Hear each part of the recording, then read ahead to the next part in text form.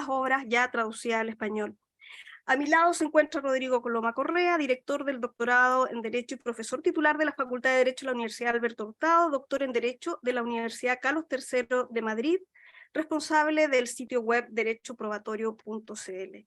Y finalmente, pero no menos importante, María de los Ángeles González Coulún, abogada de la Universidad de Chile, magíster en Derecho de la Universidad ya señalada, doctor en Derecho de la Universidad Autónoma de Barcelona, actualmente académica también en esa universidad, y que también ha publicado diversos artículos, capítulos y monografías sobre la temática del derecho probatorio, entre ellos la monografía La carga dinámica de la prueba y sus límites, repensando el testimonio, la distinción entre agente y producto, y monografías El testimonio como prueba y nuevas perspectivas sobre los medios de prueba, que fue recientemente publicado. Quienes nos expondrán en el mismo orden que los he presentado, partiendo por Víctor de Paul, quien hablará y nos expondrá sobre la propuesta para replantear la prueba documental en el siglo XXI. Le damos la palabra a nuestro expositor. Buenas tardes, ¿me escucha bien? Sí. Muy bien, muchos saludos a todas y a todos y agradezco muchísimo la invitación. Saludo a todos y todos los presentes. Quiero agradecer especialmente al doctor Felipe Norambuena por esa generosa invitación, y quiero saludar también mis queridos amigos Ángeles, profesora Ángeles González, Rodrigo Coloma, todos los presentes, que veo solo algunos acá, pero no haber olvidado de nadie. Siéntanse todos abrazados desde Brasil. Es un gusto estar en este tipo de eventos tan importante, como justamente se comentaba antes, de estos diálogos entre la academia, de lo que hacemos en las facultades y lo que sucede en la práctica. Eso es muy importante. Es el tipo de eventos que más me gusta participar. Es saber cómo hablar con la gente que de verdad está ahí delante de los problemas concretos de la vida jurídica. Voy a compartir mi pantalla. A ver si logramos. ¿Sí? ¿Se ve bien? Muy bien. Bueno, yo hablaré de la prueba documental a partir de la doctrina clásica, para después de hablar de la doctrina clásica, criticar un poco a partir de algunas concepciones más actuales de este tipo de prueba.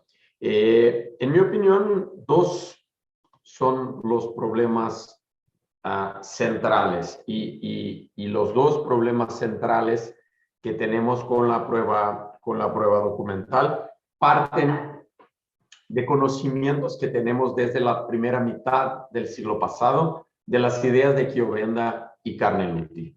Chiovenda en 1923, atención para la fecha, decía que cualquier representación material destinada y idónea a reproducir una determinada manifestación de pensamiento como una voz fijada de modo durable, vox mortua, es un documento.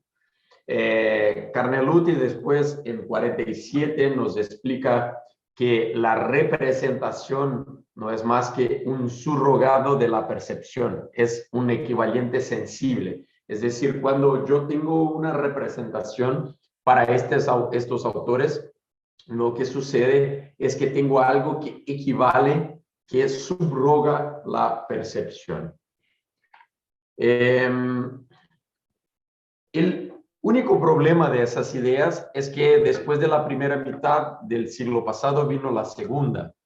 Es decir, la primera mitad del siglo pasado se basaba en algunas premisas que en la segunda mitad fueron superadas, no en la teoría procesal, sino en el mundo.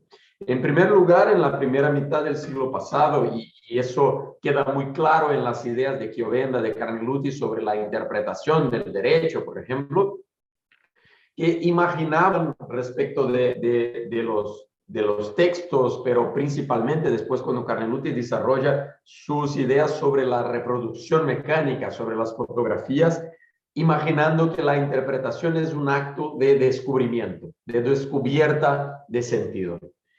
Y entonces no sería necesario al intérprete hacer algún proceso de interpretación. Además de eso, Carnelutti lo ponía textualmente: documento es sinónimo de escrito y papel. Bueno, esas dos cosas cambiaron mucho en la segunda mitad del siglo pasado. En primer lugar, sobre la interpretación, no solo en la teoría de la lingüística, de la semiótica, pero también en la teoría de la fotografía, del cinema, de todo eso, se llegó a la conclusión de que tenemos pluralidad de sentidos en textos, en imágenes, en vídeos, etcétera, y necesariamente lo que tenemos ahí cuando queremos interpretar es un proceso de interpretación, de elección de sentidos posibles. Y la otra premisa, que los documentos eran escritos y en papel, también fue superada por una multiplicidad de documentos.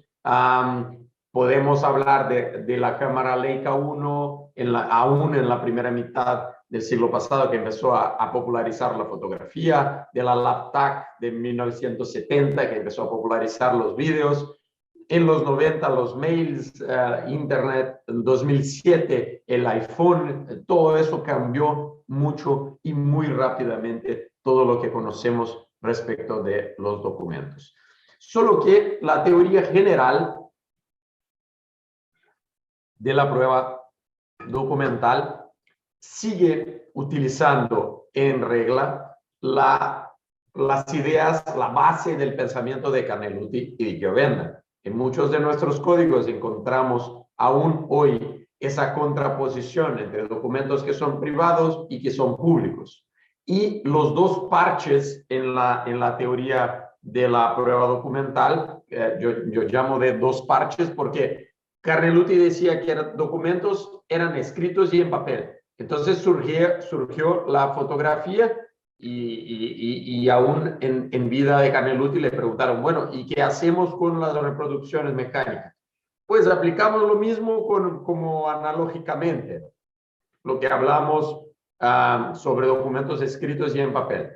En los 90, cuando en 90-2000 empieza a popularizar la fotografía, ¿qué hacemos con la teoría de la prueba documental? Pues aplicamos de nuevo con unas adaptaciones. Entonces, hoy mismo tenemos supuestamente 3 categorías que a mi gusto son totalmente no informativas y que al revés confunden totalmente, porque basta imaginar que yo envíe un mail al profesor Rodrigo Coloma con una foto de un cuaderno donde tomé notas ayer y que el profesor Rodrigo decida por imprimir este mail.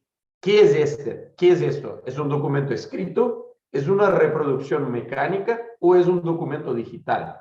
Ya vemos que es todo y es nada. Entonces, la teoría general de la prueba documental aquí nos brinda una gran confusión. Entonces, esas adaptaciones que hicimos son muy poco informativas. Estos dos cambios entonces deberían hacer con que también cambiáramos la teoría general. Pasar de un solo tipo de documento, hablando de documento escrito y en papel, para muchos y muchos tipos de documentos en los cuales yo tengo que entender cómo este documento específico funciona. Y además la ausencia... creo que cayó mi pantalla. Un minuto. Aquí. ¿Ya se ve de nuevo? Ok. Entonces, estos son los dos contextos que cambiaron, de documento a documentos y de ausencia de unicidad de sentidos que se imaginaban. La teoría general de la prueba documental todavía sigue trabajando con algunas ideas muy basadas en documento y en papel. Cuando hablamos de admisibilidad de documentos, casi hablamos solo sobre la puntualidad, sobre cuándo el documento debe ser presentado o no. En general discutimos problemas sobre cambios en el elemento externo del documento, es saber si la fotografía fue editada, si cuando Ángeles me pasó unas notas, si yo añadí alguna información con mi bolígrafo o no. Esas son las discusiones que tenemos en general y están pensadas justamente para el papel y adaptadas para la realidad de documentos llamados informáticos, etcétera, etcétera. En general, cuando hablamos de admisibilidad, hablamos de problemas sobre autenticidad, quién es el autor y sobre estos cambios en el papel o en los bytes, ¿no? La práctica de la prueba documental tiene en general esa idea de equivalente sensible, porque cuando yo tomo una foto de una persona y presento esta foto en juicio, lo que se imagina es que estoy presentando un subrogado de la percepción, un equivalente sensible. Entonces, ¿cómo es que puedo permitir a la parte contraria que ejerza su derecho a la contradicción? Bueno, esa persona tiene solo que tener acceso al documento. Entonces, el profesor Rodrigo tiene 15 días para manifestarse sobre esta fotografía que le presenté en juicio. En general, no discutimos más sobre eso. Podemos hablar sobre que las informaciones no son así, etcétera, manifestar sobre el contenido, pero eso no nos da acceso a nada más.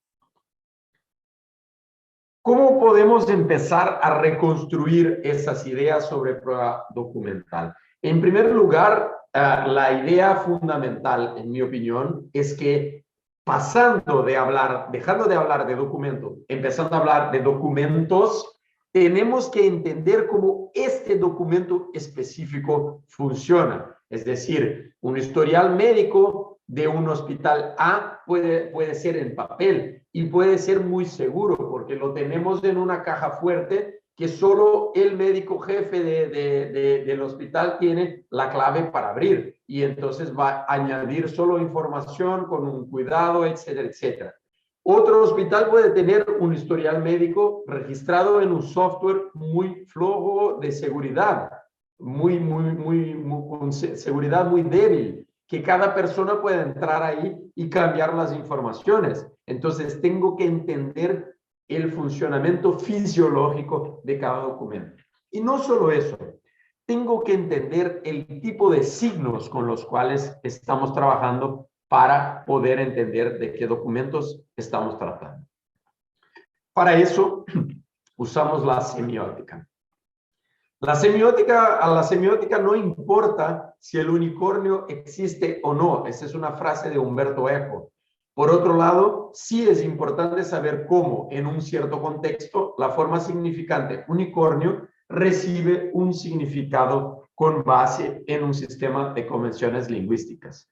Entonces, para la semiótica interesa saber cómo funciona este proceso de representación. Y René Magritte nos enseñó esa diferencia muy claramente con este dibujo muy famoso, en el cual vemos esta pipa y que abajo está escrito en francés, eso no es una pipa. Y entonces la gente pensó que Magritte estaba loco y le preguntaron, entonces, pero está loco porque claramente es una pipa. Y entonces dice Magritte, la famosa pipa, ¿cómo las personas me reprocharon por eso? No obstante, ¿es posible llenar mi pipa? No, es solo una representación, ¿no es así? Entonces, si yo hubiese escrito en mi dibujo, eso es una pipa, yo estaría mintiendo. ¿Qué quiere decir eso? Que cuando tenemos un proceso de representación, no tenemos el objeto. Lo que tenemos es una forma de representar este objeto. Se cayó mi pantalla de nuevo. Ahora, ¿sí? Lo que tenemos entonces es una representación que es solo una parte de la realidad. Y además de ser una sola parte de la realidad, hay distintos tipos de representación. Eso es lo que Magritte nos está enseñando, la diferencia entre el objeto y una representación, que eso ya destruye toda la idea tradicional de equivalencia sensible, de subrogado de la percepción, como si fueran sinónimos. La realidad es mucho más compleja que la representación. Simplemente aquí uso la definición de Charles Peirce. Un signo, entonces, es un objeto que está por otro para alguna mente. Cuando yo digo a ustedes, por favor piensen en un perro, cada uno de ustedes va a pensar en un perro. Nadie va a pensar en un gato, nadie va a pensar en una televisión. Vamos a pensar ¿por qué? Porque tenemos un proceso de representación de algún tipo. Ese proceso de significación puede suceder con tres tipos distintos de acuerdo con Peirce. El primero son los índices. Entonces, cuando yo hablo la palabra sol, tenemos una primera forma que es esa forma de indicidad, que tiene una relación causal con la realidad. Entonces, cuando la NASA hizo esta foto, había esa explosión acá que estaba sucediendo. Si esa explosión no hubiese pasado, no estaría en la foto. ¿Por qué? Porque la foto cambia causalmente con la realidad. El otro tipo de signos son los íconos. Cuando yo hablo de sol, también pido a mi sobrino para que haga un dibujo, me hace este dibujo. Este tipo de signo tiene alguna relación de similaridad con la realidad, solo que no tiene variación causal. Entonces, si voy a dibujar a la profesora Ángeles y ella me pide para que le haga el dibujo con un sombrero, yo puedo hacerlo. Solo que si yo dibujo a una, no sé, a LeBron James, nadie va a mirar este dibujo decir que se trata de Víctor de Paula Ramos. ¿Por qué? Porque funcionan con similaridad con la realidad.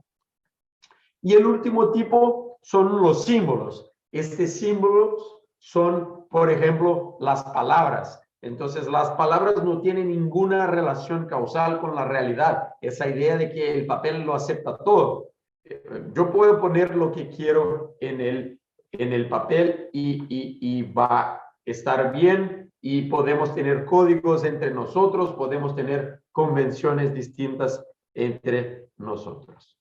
¿Qué es lo importante cuando trabajamos con documentos? Por ende, es saber que los signos se mantienen, pero la interpretación cambia. Aquí un primer ejemplo, es un ejemplo de Humberto Ávila, profesor brasileño. En 1950 tenemos un afiche en una playa escrito: prohibido el uso de bikini o de costumbre de baño. ¿Qué significaría? Que la gente debe cubrirse más, ¿no? Pero este mismo afiche en 2020, en esta misma playa, tiene un sentido totalmente distinto. Porque imaginamos que si no podemos usar costumbres de baño, entonces tenemos que quitarnos la ropa, ¿no? Las palabras son las mismas, pero el contexto de creación de este documento cambia todo el proceso de interpretación. Lo mismo cuando estoy hablando con mi amigo médico en un bar y él o ella me dice: no, tú no puedes comer tal cosa, o tú debes tomar estas pastillas. Es un contexto informal. Yo no podría ir a un congreso científico y decir que una vez en la mesa de bar el profesor Rodrigo Coloma me dijo no sé qué, porque no es el contexto. Yo podría decir que el profesor Rodrigo Coloma escribió un artículo publicado en una revista científica y yo estoy de acuerdo con este punto, no estoy de acuerdo con este otro punto, ¿no? Entonces, cuando este mismo amigo médico está hablando en un contexto de una consulta, por ejemplo, ahí sí cambiamos el contexto también de creación de un documento. Solo que nada de eso está claramente en los signos. Todo eso tenemos que hacer con los procesos de interpretación.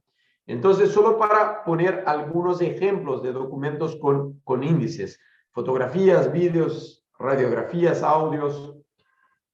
¿Qué es lo que creemos en general? Que este tipo de documentos son transparentes y totales. Es decir, miramos y ya sabemos lo que pasó. Vemos un vídeo que nos mandan en WhatsApp y como dice Jessica Silvey, tenemos la split second syndrome de decir, mira, ya sé qué pasó.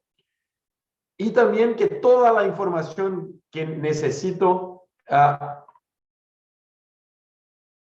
me cayó otra vez la pantalla. Y también que toda la información de la cual necesito para interpretar el documento está ya directamente en este mismo documento. Ya veremos que eso no es así. Tomemos este ejemplo de esta fotografía. Ya pregunté a mucha gente qué es lo que ven en esa fotografía. Mucha gente me dice, bueno, el expresidente Barack Obama está jugando golf. Muy bien. Otros dicen, Barack Obama tiene dolor en la pierna. Barack Obama está caminando en el césped. Barack Obama está estirando su pierna. Pues no sé. Si ponemos, acá salió con 2 R's. Expresidente Barack Obama ha jugado golf con amigos en este fin de semana. Bueno, eso es lo que hacen los periódicos, ¿no? Ponen una frase abajo de las fotos para ayudarnos a interpretar la foto, para hacer un proceso llamado de anclaje, para que de todos los sentidos posibles de esta fotografía yo vea lo que el periódico quiere que yo vea. Pero imaginemos que cambiemos solo la frase abajo. Expresidente Barack Obama ha tomado fotos para un sponsor de una tienda de aparatos de cosas de sport, ¿no? También puede ser. Funciona para los dos contextos esa foto y podría ser presentada como prueba en un proceso judicial de las dos cosas. Entonces, es falso imaginarnos que el sentido de una fotografía es transparente y objetivo para cualquier persona. ¿Qué es lo que tengo que hacer? Tengo que tener más y más pruebas para poder entender contextualmente qué es lo que había en este contexto. La otra afirmación, todo de lo que necesito está en la fotografía. Miremos un minuto esta foto acá. La primera vez que vi esta foto me pareció algo extremadamente violento, porque vemos estos dos flamencos adultos y este niño acá y sangre y además delante tiene los ojos abiertos, así como un shock, ¿no? Cuando vi esta imagen pensé, mira qué violencia, ¿para qué alguien publica algo como eso, no?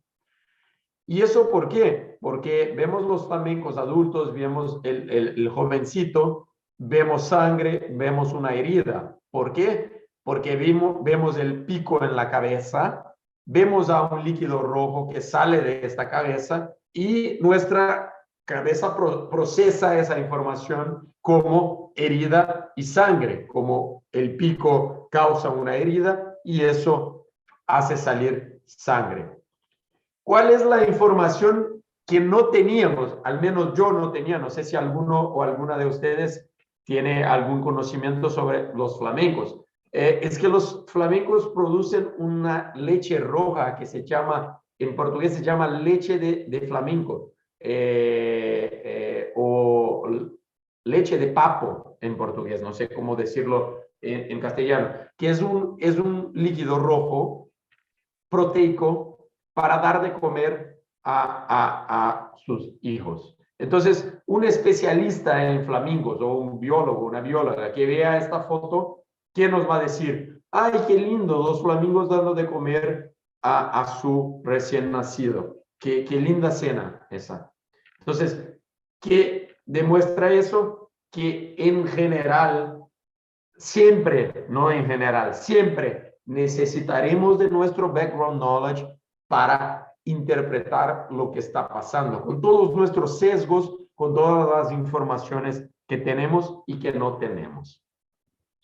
Es claro y obvio que hay algunos sentidos mínimos en las cosas que vemos. Es decir, cuando yo hablé de perro, nadie pensó en una televisión. Este fue un caso muy simbólico en Estados Unidos, de Rodney King. Dejó el QR acá para quien quiera ver esta lamentable escena en la cual vemos 12, 13 policías que pasan como 40 minutos golpeando a este hombre en el suelo. Bueno, aquí me parece que sí, hay algunos sentidos mínimos en el sentido de que no podemos decir que ese es un cariño, que es un gesto de amor o algo así. Se ve que hay un gesto de violencia y que pasa de los límites, pero asimismo, Rodney King, en el caso de Rodney King, los policías fueron absueltos porque se entendió que no estaban intentando efectuar la prisión. Este me parece un video con un sentido mínimo mucho más fuerte. Pero la regla general es la complejidad. Este es un ejemplo también de los Estados Unidos, una persecución en coche, y vemos todo el video de una dashboard camera, y lo que sucede es que el coche del policía hace un toque así en este coche de delante donde está el sospechoso, y este coche se choca muy fuertemente contra un árbol y la persona queda tetrapléjica. Y entonces se discute, bueno, ¿qué pasó acá? ¿Fue razonable? ¿No fue razonable? ¿Fue un uso excesivo de la fuerza o no? Esas informaciones en general no están las respuestas puras y simples y sencillas ahí en los vídeos. Y solo para poner un ejemplo de esa complejidad, imaginemos los sports, en mi opinión, son un escenario ideal para imaginarnos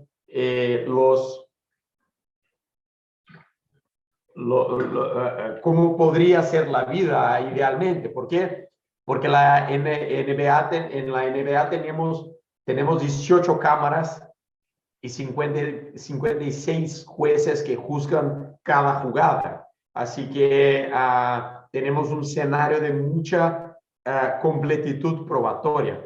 Asimismo, en este partido de 2020, el día de mi cumpleaños en 2020, se tocó a los árbitros decidir quién había tocado en el balón por último. Ya ideal este contexto, porque sabemos que se trata de un juego de básquetbol, sabemos las reglas de básquetbol, sabemos que los que están en blanco son los Lakers, los en verde son los Celtics, etc. Y vemos por un ángulo, vemos por otro ángulo, y al final lo que nos dicen los árbitros es: no tenemos pruebas suficientes, no sabemos qué es lo que pasó. ¿Cuál es la regla de carga de la prueba en el básquetbol? Si no sabemos qué pasó, mantenemos la primera decisión tomada, ¿no? Ese es un caso ideal, que tenemos toda la información contextual. Ahora tomemos un ejemplo que pasó acá en Brasil hace algunos años. El video está disponible también en YouTube. Y acá es un video que no tenemos casi ninguna información. No sabemos qué es lo que está pasando. Solo lo que vemos es que hay unos policías que están intentando prender a una persona. Hay un hombre acá afuera que intenta quitar algo de la mano del policía. El policía tiene esa pistola en la mano y se gira entonces para el lado y ¡plum! Se escucha un disparo. 1 minuto 38 de diálogos que no se escuchan, no se ve el momento del disparo, y estos son los comentarios de las redes sociales, de YouTube. Policía mata de nuevo a sangre fría. El criminal intentó sacar el spray de pimienta de la mano del policía y acabó llevando un tiro. El disparo fue accidental, el disparo fue voluntario. Es decir, de un mismo vídeo en el cual no se ve casi nada, se sacan todas esas informaciones. En el Poder Judicial brasileño se decidió que fue un caso de autodefensa en el penal y en el civil, que las dos partes han tenido culpa. Entonces, algunas conclusiones que tenemos a las cuales tenemos que llegar. En primer lugar, los documentos no son transparentes, no son totales, siempre son una representación de un fragmento mínimo de la realidad, un fragmento mínimo que puede tener tipos distintos de representación, ángulos en los casos de la fotografía, contextos de creación distintos. Te voy a matar es una expresión que puede ser una broma y puede ser un caso de policía. Entonces, todo depende de una interpretación necesaria, no solo del documento, sino también de todo el contexto documental. Es cierto que los documentos, las frases, tienen algún sentido mínimo en muchos casos, pero la regla general es la multiplicidad de sentidos. Yo necesito entender el contexto de producción de este documento. Necesito entender cómo funciona este documento, cómo es la fisiología de este documento, cómo es la fisiología de este documento. Debo entender cómo es el contexto de producción y también obtener más y más pruebas. Por ejemplo, dando acceso a la parte contraria, por ejemplo, al documento. Entonces, cuando yo admito un documento, deberíamos tener previsto en nuestro sistema una responsabilidad para quien ofrece el documento, quien presenta el documento, para que nos indique cómo es que este documento funciona, nos demuestre cómo este documento funciona. Y también permitirle a la parte contraria, porque el documento no es un equivalente sensible, no es un subrogado de la percepción, es solo una representación. Yo necesito darle a la parte contraria acceso al edificio que sale en las fotos, a la máquina que generó el documento, etcétera, etcétera, para que la parte pueda ejercer su contradicción. Y en la valoración de la prueba, tengo que estar consciente de que la prueba documental no es transparente, necesita de interpretación y principalmente no es una prueba patrón oro que acabe con los problemas probatorios. La prueba documental debe ser interpretada en un contexto de combinación, de encaje de piezas con otras piezas del contexto probatorio. Muchas gracias. Gracias, Víctor, a ti. Le damos entonces, para avanzar, la palabra a Rodrigo. Muchas gracias, Susana. Buenas tardes a todas, a todos. Agradezco esta gentil invitación de la Dirección Regional Santiago, de la Asociación Nacional de Magistrados, como también del Instituto de Estudios Judiciales. Voy a comenzar esta presentación leyendo un fragmento del mensaje de nuestro Código Civil. En el título de la prueba de las obligaciones, se hace obligatoria la intervención de la escritura para todo contrato que versa sobre un objeto que excede de cierta cuantía. Pero el ámbito demarcado para la admisión de otra clase de pruebas es mucho más amplio que en otras legislaciones, en especial la de Francia y la de Portugal, países en que esta limitación de la prueba de testigos es ya antigua y ha producido saludables efectos. No hay para qué deciros la facilidad con que por medio de declaraciones juradas pueden impugnarse y echarse por tierra lo más legítimo es, en las poblaciones inferiores, la existencia de una clase infame de hombres que se labran un medio de subsistencia en la prostitución del juramento.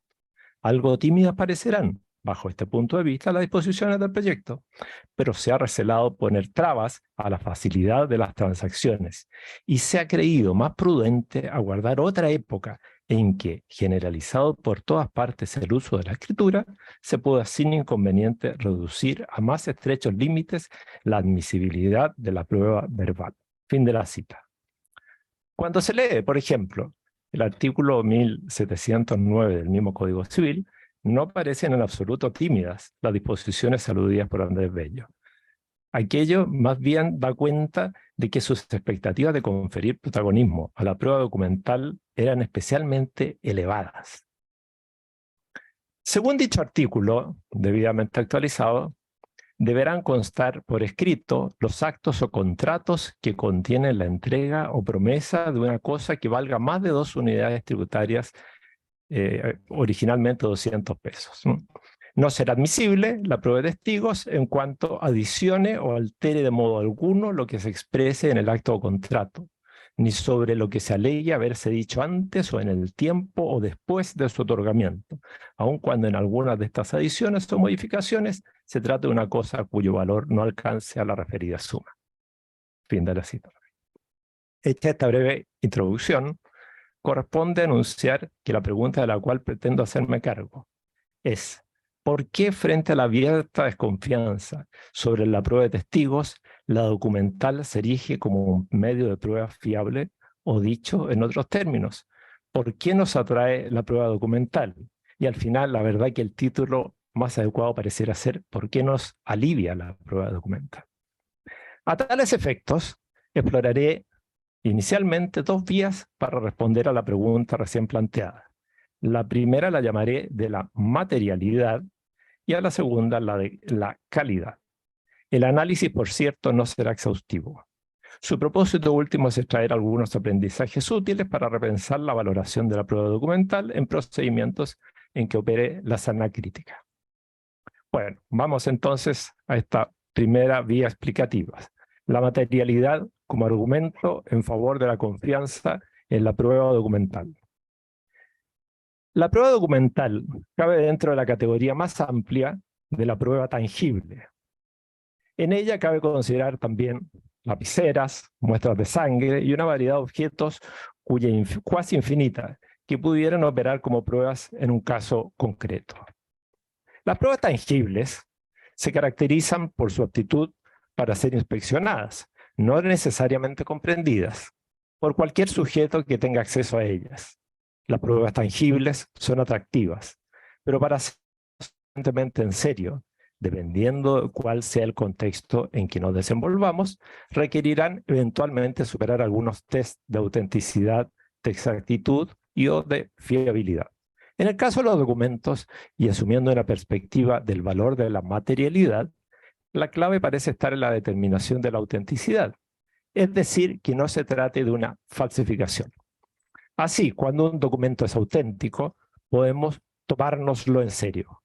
¿Ocurre lo mismo con la prueba de testigos?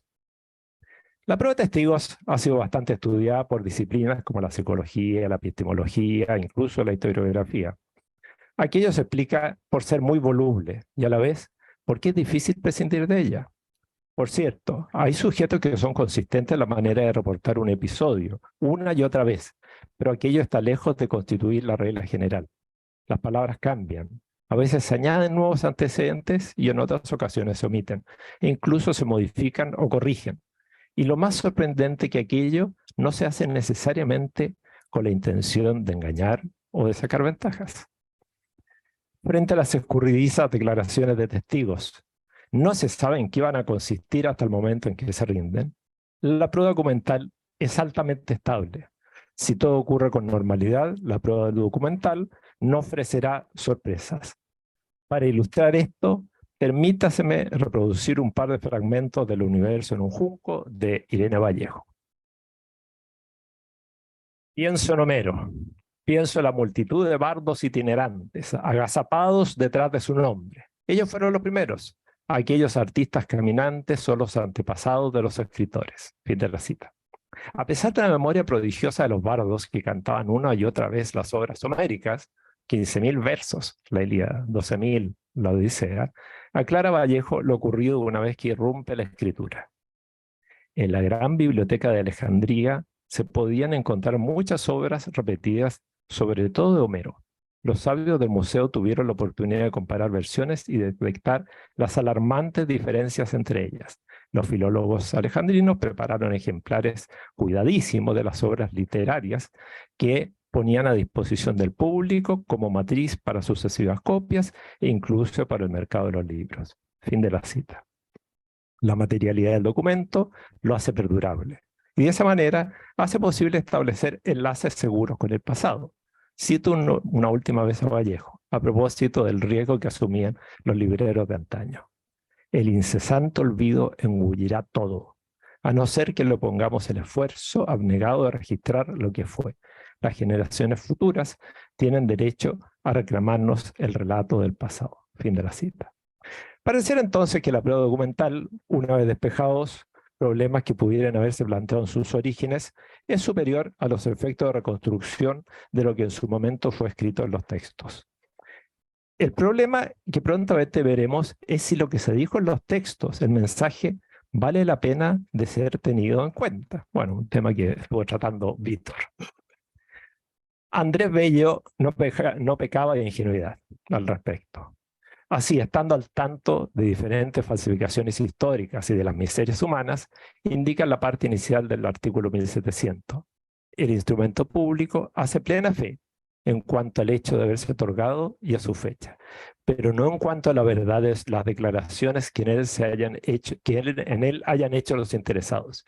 En esta parte no hace plena fe, sino contra los declarantes. Aclarado entonces que lo de la materialidad enfatiza el valor del documento en cuanto a soporte, pero bastante menos en cuanto al contenido, vamos al segundo punto enunciado de las explicaciones. Esto es la calidad como argumento en favor de la confianza en la prueba documental. Resulta de perogrullo sostener que el lenguaje oral y escrito presentan diferencias sustanciales, no solo en lo que atañe a su soporte, papel versus ondas sonoras. Más interesante es reparar que no hablamos igual a cómo escribimos. Al hablar, contamos con la opción sincrónica de desambiguar lo que se nos ha dicho, lo que no ocurre en nuestros textos. Aquello nos lleva generalmente a ser especialmente pulcros en lo que escribimos, sobre todo porque sabemos que nuestros lectores tendrán más altas expectativas respecto a la elección de las palabras adecuadas, de lo que sería de esperar en una conversación en la que debemos ir produciendo el mensaje sobre la marcha. Aquello nos lleva a un asunto más complejo, que es la consideración de la calidad de los textos documentales como razón para una mayor confiabilidad. Me refiero al tipo de análisis que resulta propio de Eichmann. Para abordar este asunto, me valdré de una anécdota de Patricia Williams, profesora de la Universidad de Columbia. Ella presenta dos situaciones respecto a la celebración de un contrato de arrendamiento de un departamento de la ciudad de Nueva York. En la primera, optan por un contrato verbal. Se hace un depósito en efectivo y no se otorgan recibos. Uno de los protagonistas dice que no necesitaba firmar un contrato de alquiler porque ello significaba imponerle demasiada formalidad. El apretón de manos y las buenas percepciones fueron para él indicadores de confianza que resultaban más vinculantes que un formulario contractual. En la segunda situación, en cambio, las partes optan por un contrato escrito. Aquí la estrategia de evitar formalidades no parecía viable. En realidad, la única opción disponible era negociar con cierta distancia, hablar el idioma de un contrato de alquiler y celebrar un contrato formal. ¿Qué diferenciaba uno y otro caso? La autora llama la atención que el protagonista en el primer caso era un abogado varón y blanco. En el segundo de los casos, la protagonista era ella misma, abogada, mujer y afroamericana. Es muy posible que en ambos casos la ejecución del contrato haya sido normal. Pero en caso de problemas de seguro habría sido diferente la experiencia ante los tribunales de justicia, no solo por la inexistencia o existencia del formulario. El punto es que si las partes se dieron el trabajo de elaborar un documento, probablemente la negociación los habrá llevado a anticiparse a situaciones que en el otro caso no fueron ni siquiera previstas. La exigencia de un documento entonces podría redundar en una forma de negociación más minuciosa que lo usual en una negociación verbal. No se trata entonces solo de la seguridad que nos da la materialidad, sino también que una negociación más intensa, que recogería mejor las intenciones de cada uno, es decir, que representa mejor las pretensiones y concesiones que cada parte esperaba generase el contrato. No lo dice Bello en el mensaje. Pero podría ser el caso de que al exigir escrituración se propende una negociación más sofisticada. Aquí ello resulta consistente con lo que se dice en el artículo 1706 del Código Civil. El instrumento público-privado hace frente a las partes aún en lo meramente enunciativo con tal que tenga relación directa con lo dispositivo del acto o contrato. Podríamos terminar aquí, pero creo que con ello se estaría tornando invisibles algunas circunstancias que ponen en tela de juicio el optimismo que hasta aquí se ha asignado a la prueba documental. Más concretamente, el problema de la asimetría que muchas veces se da entre los contratantes. Creo que nuevamente Bello era consciente de ello, lo que se observa no solo en el impacto que tienen los vicios del consentimiento para la validez del contrato, sino también en lo que ocurre en sede de interpretación de Como Thon demuestra, considérese el artículo 1560 que indica que conocía claramente la intención de los contratantes, debe estarse a ella más que a lo literal de las palabras. Y el artículo 1566, en que se sostiene, no pudiendo aplicarse ninguna de las reglas precedentes de interpretación, se interpretarán las cláusulas ambiguas en favor del deudor. Y ahora lo que interesa. Pero las cláusulas ambiguas que hayan sido extendidas o dictadas por una de las partes, sea acreedora o deudora, se interpretarán contra ella, siempre que la ambigüedad provenga de la falta de una explicación que haya debido darse por ella. Ambos artículos resultan un poco extraños, si se considera que probatoriamente se privilegian los textos escritos. Según el artículo 1560, lo escrito podría ser derrotado, en caso de no ser concordante con las recónditas intenciones de las partes, las que requerirán de prueba, probablemente no documental. A su vez, el artículo 1566, para preferir significados que arroja el texto del contrato, dependerá de razones de segundo nivel que revelan que los documentos no siempre recogen lo que previamente ha sido discutido. ¿Qué hacer ante este galimatías? Veamos dos nuevas adendas, para seguir considerando que la prueba documental tiene prima facie un valor superior a otras pruebas. Vamos, adenda primera, sobre la magia de las palabras escritas o de los documentos que hablan por sí mismos. Aun cuando los tiempos han cambiado considerablemente, cabe sostener que en determinados contextos los documentos ejercen una fuerza sobre las personas que propicia la producción de ciertos efectos. Para ilustrar lo expresado recurriré a un caso recogido por John Wilkins, un libro datado del siglo XVII. Cuenta Wilkins que un esclavo analfabeto es enviado por su amo para que entregue una canasta con higos a otra persona. El encargo iba acompañado de una carta. El mensajero durante el viaje se come desenfadadamente una cantidad importante de higos, dado que el destinatario ignora la cantidad originariamente enviada. Sin embargo, el destinatario, al terminar de leer la carta y de contar los higos de la canasta, acusa al esclavo de haberse comido una cantidad importante de los frutos. El esclavo reclama que el papel miente. Transcurrido un tiempo, el esclavo nuevamente enviado a dejar otra canasta con higos, también con una carta. El mensajero vuelve a comerse varios higos, pero esta vez mientras engulle los sabrosos frutos, toma la precaución de colocar la carta bajo una piedra. Evita así ser visto por el papel. Su sorpresa es grande al ser nuevamente acusado por el receptor del encargo de haberse comido parte del cargamento.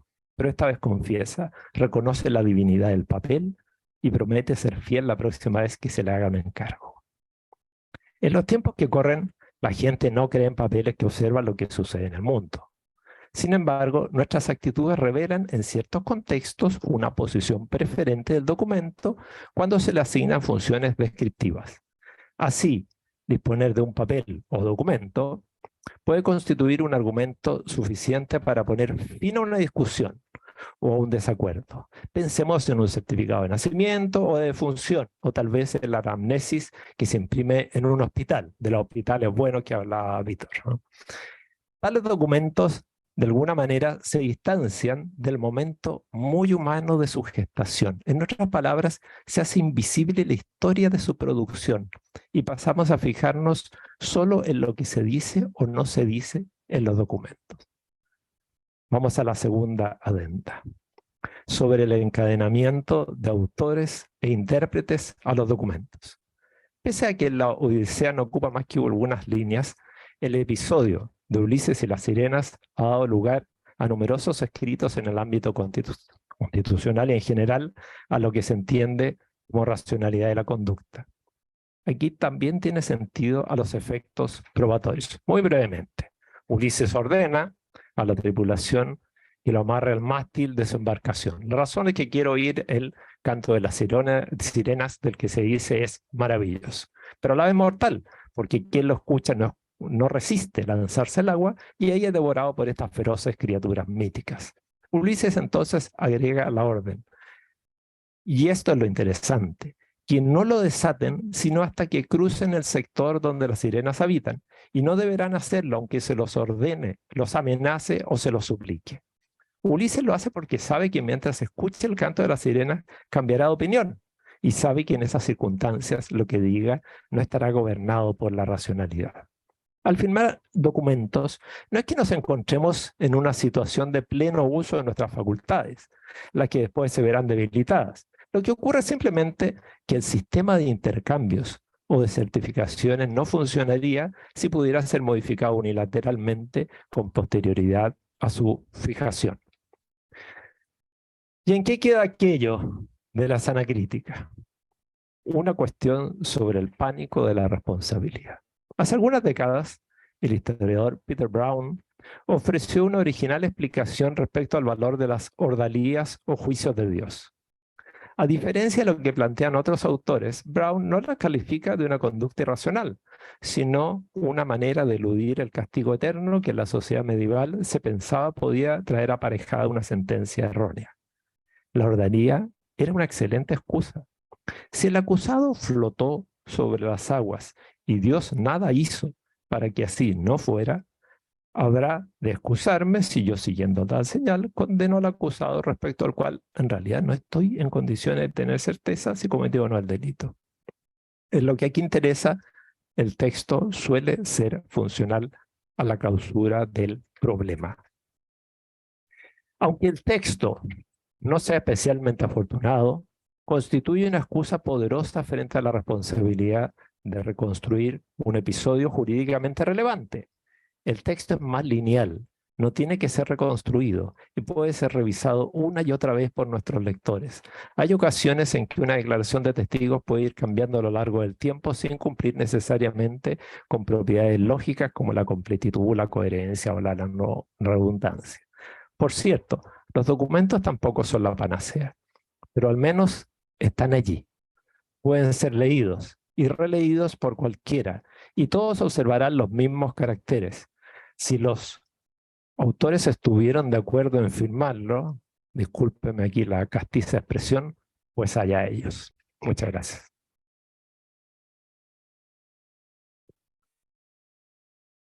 Muchas gracias, Rodrigo. Antes de pasar y darle la palabra a Ángeles, les recuerdo que tanto los asistentes online o presencial que después de la ponencia podrán realizar preguntas a los expositores. Bien. Muchas gracias, Susana. Buenas tardes a todos y todas. Gracias, Felipe, por la invitación. En nombre del Regional de Santiago de la Asociación de Magistrados, además al IEJ, que siempre es un gusto volver. O ya soy como parte, ¿o no, Mariela? Ya, para conversar, yo creo, y plantearnos diversas preguntas sobre la prueba documental, que a mi juicio es un tema que muchas veces se da por sentado, ¿ya? Se da por conocido, no nos gusta discutir mucho sobre ella porque lo estimamos como un medio de prueba infalible. Entonces, ¿para qué hacernos preguntas si parece que la prueba documental no nos presenta preguntas? Y en mi exposición lo que busco no es darle respuesta, es quizás plantearles esas preguntas que muchas veces no nos hacemos porque el estudio de la prueba documental proviene del estudio del proceso civil. Y el proceso civil, a raíz de un sistema de prueba legal o tasada, esconde muchas veces las interrogantes que la prueba documental nos presenta. Y por ello cuando lo estudiamos, y yo ahí también peco un poco de aquello, cuando le enseño a mis alumnos de pregrado y todos los que somos abogados y abogadas acá, señalamos dos cosas. Uno, enseñamos y damos harto tiempo para enseñarlo, como que fuera algo sumamente trascendente, la diferencia entre instrumento y documento, ¿ya? Que se nos plantea desde el proceso civil. Y lo segundo, como yo les decía, hablamos de sobremanera, sin quizás decirlo explícitamente, sobre la infalibilidad de la prueba documental. Entonces, respecto a lo primero, esta diferencia entre documento e instrumento, la diferencia que planteamos es una diferencia súper simple, en que, y aquí tomándome un poco lo que señalaba Víctor, que a mí las ponencias que me antecedieron me van a servir mucho para poder contextualizar la mía, se nos dice que hay esta especie de relación género-especie, a la redundancia, donde el documento, en sentido amplio, es cualquier representación material que reproduce una manifestación del pensamiento. Ahí Víctor hablaba de que esta definición venía de Carneluti, la reflejan todos nuestros manuales, Rodríguez Papit, que es lo más cercano que tenemos al proceso civil, entrega esta misma definición. Y así, cuando hablamos de documentos escritos, nos referimos a instrumentos. ¿Y por qué nos importa esta distinción? Porque el proceso civil sigue realizando, ¿ya? Y creo que hoy día la realiza más bien por un error. Y ya voy a explicar por qué. El 341 del CPC sigue hablando de instrumento y no de documento. Pero creo que en el proceso civil también va quedando como descartada esta idea en virtud de la incorporación del 342 número 6 y del 348 bis, que no es una incorporación del año pasado, es del año 97. ¿Ya? Pero el legislador civil presenta esta dualidad. O sea, nos dice que los medios de prueba son ciertos antecedentes que están taxativamente establecidos en el 341 y habla de instrumentos. ¿Por qué habla de instrumentos y no de documentos? Quizás nos quiere dar una señal, que es que solamente se permiten los documentos escritos. Pero tenemos dos modificaciones de hace varios años atrás que hablan de documentos explícitamente.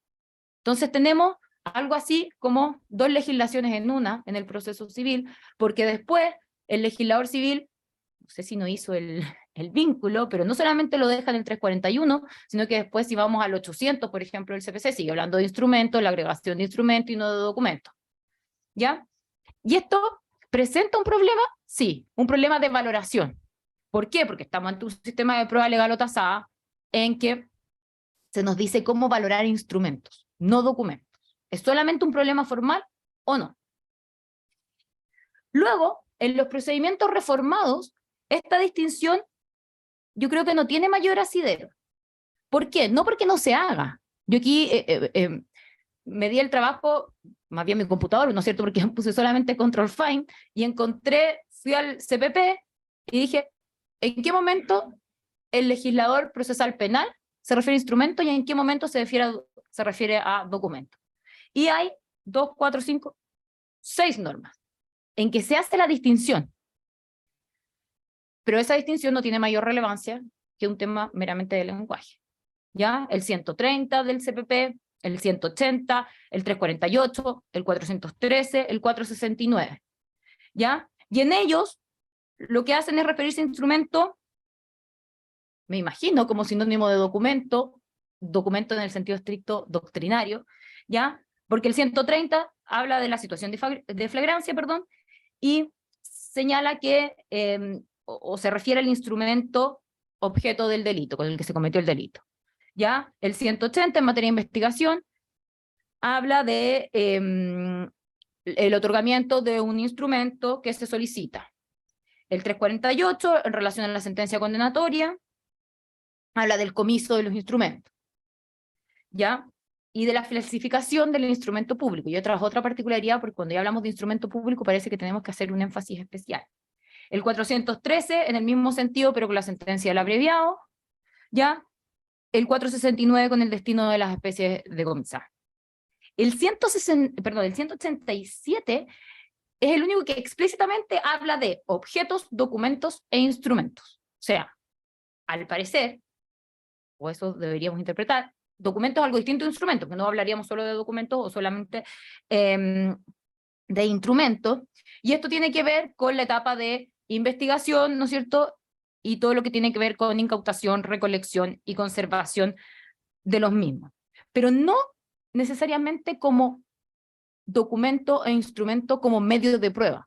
Obviamente lo que se recolecta de esta investigación va a servir como medio de prueba eventualmente, pero no se refiere explícitamente a esto como medio de prueba. Yo creo que la única norma que nos dice algo es el 323, que no habla ni de documentos ni de instrumentos, ¿cierto? ¿Y eso qué nos dice? Que en un sistema como el penal, en que un procedimiento reformado con sana crítica, la distinción nos da lo mismo, ¿ya? Porque nos basta cualquier medio para producir fe. En materia laboral, y aquí los laboralistas me podrán decir, no, si hay esto no fue una desprolijidad del legislador, sino que acá hay un sentido, ¿no es cierto? La referencia a pruebas documentales o instrumentos se da sin entender por qué se hace la diferencia, ¿ya? El 446, respecto a la presentación de la demanda, habla del acompañamiento de prueba documental. Luego el 453 no habla de exhibición de documentos, sino solamente de instrumentos, o sea, solamente, lo que yo puedo interpretar es, solamente podemos exhibir documentos escritos. Pero después, el 454 dice del número 1, el orden de recepción de las pruebas será el siguiente: documental, confesional, testimonial y otros medios ofrecidos. Reglón seguido, el número 2 del 454, habla de la impugnación de la prueba instrumental. Entonces, ¿hay un efecto práctico en estas diferencias o no? ¿O es una mera, o solamente una desprolijidad en el lenguaje por parte del legislador en el proceso laboral? Y por último, en materia de familia, el artículo 29 de la 19.968 es la única que menciona, no de instrumentos, sino que habla de documentos relativos al ofrecimiento de prueba y aquella prueba que provenga de un órgano, un servicio público o de un tercero, tales como pericias, documentos, certificaciones u otros medios aptos nuevamente para producir fe. ¿Ya? Entonces, al parecer en los procedimientos reformados no hay una gran diferencia o importancia respecto a la distinción entre instrumento y documento. Y ya voy a decir por qué creo que no tiene mayor relevancia, aunque el legislador a veces utiliza indistintamente estos términos. ¿Ya? La distinción instrumento-documento creo que solamente interesa en materia procesal civil, ¿ya? Pero interesa porque nos presenta interrogantes. ¿Y cuáles son las interrogantes? Las que yo les señalé. A falta de modificación del 341, ¿cómo valoramos lo que estimamos como documentos? Y ahí eso trae, ¿no es cierto?, aparejado todas las dificultades que Víctor señalaba respecto a antecedentes, medios de prueba, como ustedes quieran llamarles, análogos a los instrumentos. ¿Ya? Entonces ahí tenemos un problema de valoración. ¿Qué hacemos con estos documentos, no instrumentos? Porque el legislador civil no nos dice cómo valorar, y al parecer, y si me tomo acá de la presentación de Rodrigo, el legislador civil no solamente no nos dice cómo valorar, sino que además nos dice que la prueba instrumental, no documental, instrumental, es superior al resto de los medios de prueba. ¿ya? Tenemos confesión, instrumental, especialmente el instrumento público, y el resto. ¿Ya? Y eso podemos verlo reflejado también en cómo se valora la prueba de testigo. ¿Ya? Pero respecto a lo segundo que yo les señalaba, y que es lo que tradicionalmente enseñamos, que tiene que ver con la infalibilidad de la prueba documental o instrumental, dependiendo en el contexto que estemos, esto yo creo que tampoco es correcto. Debemos dejar de lado la idea de que la prueba documental es infalible, y esto es más fácil de revisar en materia de procedimientos reformados. Insisto, porque no tenemos estas cadenas del proceso civil. ¿Ya? ¿Por qué se nos dice que la prueba documental es infalible, y no se nos dice, aunque ese también es el mensaje, que es jerárquicamente superior? Porque se nos presenta la prueba documental como un medio de prueba intrínsecamente objetivo, ¿ya? Y un poco tomándome lo que decía Rodrigo, el documento no está sujeto a todas estas vicisitudes propias de las pruebas orales, como son recuerdo, memoria, mentiras, ¿ya? Porque además ahí hay otro supuesto, de que las testimoniales o las pruebas orales en general tienen todos estos problemas. O sea, las personas mienten. ¿Ah? Los documentos también. Entonces, a eso voy. ¿Por qué? Porque se parte de esa premisa, las personas mienten, ¿ya? Y además hay personas que parece que mienten más que otras, ¿ya? Y ahí voy a tomar un ejemplo, Rodrigo, pues te lo voy a pedir, porque es bien interesante el caso del arrendamiento. Ahí sea un caso, te lo puedo dejar para otra discusión, Felipe lo ha escuchado porque estuvo con Víctor nosotros el año pasado, pero puede darse un caso de injusticia epistémica. Esa mujer, por pertenecer a ese grupo, que era mujer afroamericana, se desconfiaba más de ella, y por eso entonces, como el documento nos da más confianza, lo dejamos escrito porque desconfiamos de la persona. En cambio el otro, hombre blanco, no desconfiamos. Entonces le creemos más a su testimonio oral. ¿Ya? Estas cualidades de objetividad, de que el documento es infalible, se acrecientan además cuando hablamos de un instrumento público. Porque ahí ya como que parece que uno no puede tocar el instrumento público. ¿Por qué? Porque proviene de un funcionario competente. Competente según reglas formales. Puede ser un funcionario mentiroso también, pero es un funcionario competente, y además este instrumento cumple con ciertas formalidades que lo hace aún más infalible. O sea, como una estrellita más en este medio de prueba. Pero lo que se nos olvida, creo yo, es que los documentos, y hay un poco lo que decían aquí, ¿no es cierto?, también son testimonios, solo que son testimonios escritos, no orales. Esa es la diferencia. Y por lo tanto también pueden presentar complejidades más o menos propias de los testimonios. ¿Y por qué son testimonios los documentos? Uno obviamente liga la idea de testimonios con prueba testimonial, y la prueba testimonial es aquella declaración oral de un tercero. Esa es la idea nuevamente tradicional de testimonio. Pero los testimonios, si uno se va a la naturaleza jurídica de los mismos, no son más que la transmisión de un conocimiento que tiene una persona, independiente que esa transmisión pueda ser oral o escrita, de cierta información. ¿A quién se la transmite? A una audiencia. En el caso de un juicio, a usted. ¿Ya? Una audiencia, un tribunal, que no conoce esta información y que de acuerdo entonces al testimonio oral o escrito, adquiere conocimientos nuevos y también adquiere creencias nuevas. ¿Ya? Y creo yo entonces que si entendemos los documentos como testimonios, y por lo tanto eso hace que no sean infalibles, se presenta un desafío interesante en materia de procedimientos reformados, porque esta naturaleza jurídica de testimonio se puede reflejar mejor en sistemas de sana crítica, y se puede manejar mejor y cuestionar mejor en sistemas de sana crítica que en un proceso como el civil con un sistema de prueba legal o tasada. ¿Ya?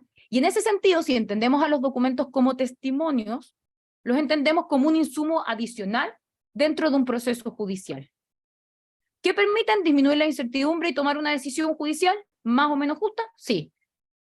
Igual que eventualmente la declaración de un testigo, la declaración de una parte, u otro documento en sentido amplio. ¿Ya? Tarufo decía que el documento cumple una función similar pruebas testificales, acá lo cito textual, dado que expresa el pensamiento de alguien con respecto a algo. Solamente es eso.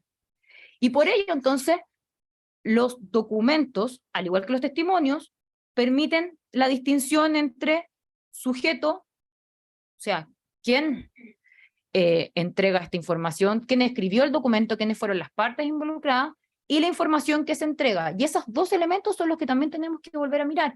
Y me voy a referir brevemente en materia de instrumento público, que esto se torna un poco más relevante.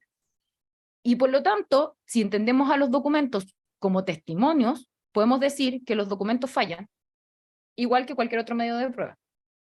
¿Ya? Y no es que solamente lo diga yo, sino que podemos extraer incluso de la doctrina procesal más tradicional estas ideas. Los documentos, desde la clasificación tradicional de los medios de prueba, nos dicen que son medios de prueba indirectos. Y si ya nos quedamos con lo tradicional y lo más conservador, no nos gusta ir a mirar más allá, los medios de prueba indirectos también se miran como jerárquicamente inferiores que los medios de prueba directos. ¿Ya? Esto es incorrecto, porque lo que hace un medio de prueba directo o indirecto, la diferencia es la cantidad de diferencias probatorias que uno tiene que realizar. Los dos son antecedentes que nos sirven para tomar una decisión. Pero desde esa doctrina clásica también podríamos mirar con cierto recelo los documentos. La única clasificación tradicional que nos hace confiar más en los testimonios dice relación con las pruebas preconstituidas y constituidas. Entonces, como el documento es un medio de prueba preconstituido, nos entrega esta certeza, esta supuesta objetividad. ¿Ya? En segundo lugar, y como señaló Rodrigo y señaló latamente Víctor, los documentos fallan porque los documentos nos dicen algo, es decir, son interpretables. ¿Ya? En algunos casos, más o menos interpretables, pero el ejercicio de jueces y juezas es dotar a esos instrumentos de cierto contenido. No es un ejercicio mecánico de solamente percibir. ¿Ya? En otros casos, como también nos señalaba Víctor, los documentos son modificables. Y una idea que me planteó Rodrigo, quizás indirectamente, los documentos también pueden presentar situaciones de desigualdad, ¿ya? Y asimetrías entre las partes, que mejor ejemplo que los contratos de adhesión. ¿Ya? Pero por último hay un caso especial que es el del instrumento público, y vuelvo sobre él. ¿Ya? Porque el funcionario público, funcionario competente, ¿ya? Lo que es un testigo. ¿Y qué tipo de testigo? Un testigo de oídas. Y se supone que no tenemos que creer en los testigos, y menos en los testigos de oídas. Ahí tenemos que arrancar. Eso nos dice volvemos a la doctrina tradicional, parece que la doctrina tradicional se le habían olvidado estas cosas y solo las había dejado ahí posadas. Entonces, los documentos en general y los instrumentos públicos en particular, uno podría estimarlos muchas veces como genuinos, pero quizás es incorrecto hablar de 100% infalibles. ¿Ya? Como yo les decía, creo que es interesante revisar en los procedimientos reformados, porque la sana crítica hace que ustedes se planteen cómo justificamos la supuesta supremacía que se nos ha tratado de enseñar respecto a los documentos, o que tenemos planteada como per se. Parece que los documentos son más confiables. ¿Ya? Y en el caso especial del documento público, podríamos incluso caer en los sistemas de sana crítica en una máxima de la experiencia. Yo lo discutí con algunos jueces y juezas, de señalar cómo justifico esta supremacía. Las máximas de la experiencia me permiten decir que los documentos o instrumentos otorgados por funcionario público bajo ciertas formalidades son más confiables que el resto de los instrumentos. Y ahí podemos tener un problema. Incluso podemos plantear como un cierto prejuicio. ¿Ya? Entonces yo creo que el desafío se encuentra especialmente en los procedimientos reformados, porque como yo les decía, nos gusta o no, el proceso civil es errático y errado en su forma de plantearlo. No se atreve a ir más allá. Las soluciones o las modificaciones legales en materia procesal civil lamentablemente siempre son, y perdón lo coloquial, soluciones parche, que van cambiando algunas normas, pero no sé si se les olvidan o dejan en el tintero otras. Entonces no existe una modificación completa e íntegra del texto, del CPC especialmente, una reforma, aunque mi amigo y querido profesor Maturana, les voy a decir que ahora sí que viene, llevamos, yo hice la tesis en reforma procesal. Y me habían dicho, esto sale y te hace famosa, porque al otro año sale, y aquí estamos. ¿Ya? Ya derogaron mi tesis. Entonces yo creo que el desafío hoy en día se presenta en los nuevos procesos, el desafío en materia documental es en cómo utilizar los documentos correctamente, en el sentido de cómo motivar la sentencia, ¿ya? Cómo dejar de lado entonces esta idea de que los documentos, instrumentos, ahí tenemos esta dificultad, son infalibles, y cómo entonces nos hacemos cargo de lo que yo les señalaba. Los documentos fallan, igual como falla cualquier otro medio de prueba. Muchas gracias. Gracias. Bueno, Oye, justo. tenemos una pregunta para cualquiera de los tres expositores por una oyente a través del Facebook. Es Adriana Celedoni y ella pregunta la relación entre veracidad e infalibilidad de los documentos, para cualquiera de los tres.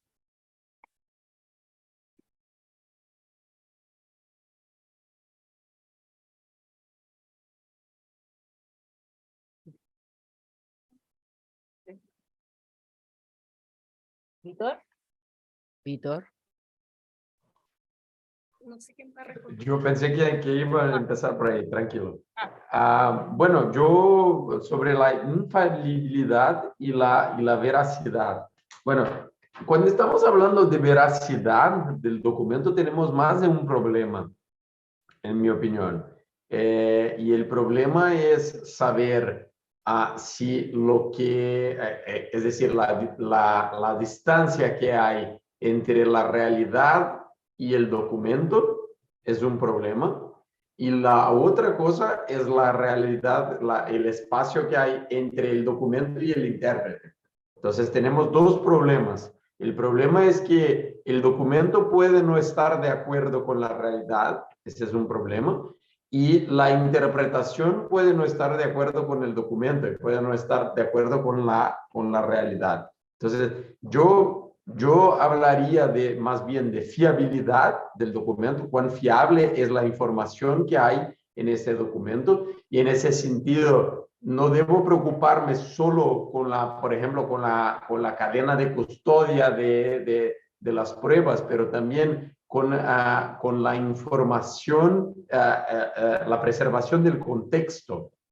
Yo tengo un documento y puedo preservar el contexto donde fue creado este documento mejor. Si puedo tener más pruebas de un mismo evento, mucho mejor, porque así puedo preservar el contexto. Entonces yo hablaría más bien de fiabilidad de la información que hay en el documento y si la información que hay en el documento es verdadera o no es verdadera. Esas serían incluso porque categorías clásicas, por ejemplo, como autenticidad. ¿Quién es el autor del documento? Para un documento escrito como una promesa de pago, eso era muy relevante. Si yo hago un video de alguien que mata a otra persona en la calle, ya no es tan importante quién fue el autor de este video si logramos saber que no ha sufrido cambios patológicos, como prefiero llamar. Esa sería mi respuesta. Bien. Respecto a lo mismo, yo creo que uno tiende a categorizar estas características, ¿cierto? Es veracidad, infalibilidad. Yo caigo en lo mismo, yo me dedico más a testimonios y el año pasado estaba obsesionada con distinguir entre credibilidad y fiabilidad. Serán dos características o cualidades, no sabía bien lo que era, respecto a los testimonios. Y me di cuenta que al final la forma en que se tratan va a depender del contexto. Vamos a poder ver que en la práctica las ideas de veracidad y infalibilidad vamos a tener que leerlas como lo hace quien está, nuevamente tenemos que ver quién está escribiendo, ya quién está detrás. Yo he visto fallos, por ejemplo, en que se refieren y perdón que hable del tema de los testimonios, pero es que eso es lo que he estudiado. Por ejemplo, este testimonio es creíble. Este testigo es creíble. Entonces uno dice, ¿la credibilidad es una característica de la persona que está declarando o de la información que está entregando o de todo el contexto? Yo creo que aquí pasa un poco lo mismo en materia documental, y la veracidad se refiere, me imagino, a la idea de si el documento es verdadero o no, y la de infalibilidad a si este documento está fallando o puede fallar o no, ¿ya? Y se vincula mucho con la autenticidad, que como bien decía Víctor, hoy en día con la tecnología, como están las cosas, más con estos nuevos chats que hacen tesis y los trabajos, más dificultades se presentan. A mí una vez me pasó en un juicio arbitral, lo cuento para que uno vea que estas ideas de veracidad es verdadero porque lo hizo tal persona, no necesariamente es tal. Una de las partes había presentado como argumento de interpretación contra redactor. Entonces se pidió una especie de percepción documental en un arbitraje, entonces por eso era como más flexible e informal, y lo que se pedía era abrir el documento Word y que se vieran las propiedades. De las propiedades aparecía autor Rodrigo Coloma. Entonces, claro, contrarredactor porque era de la contraparte, que era lo que se necesitaba. Si hoy día uno lo piensa, puede haber sido que Rodrigo abrió ese documento, le puso el título, contrato de arrendamiento, solo eso, y lo mandó a Susana. Y Susana escribió todo. Ella es la verdadera redactora, ¿ya? Y hoy día pueden estar ellos dos enfrentados.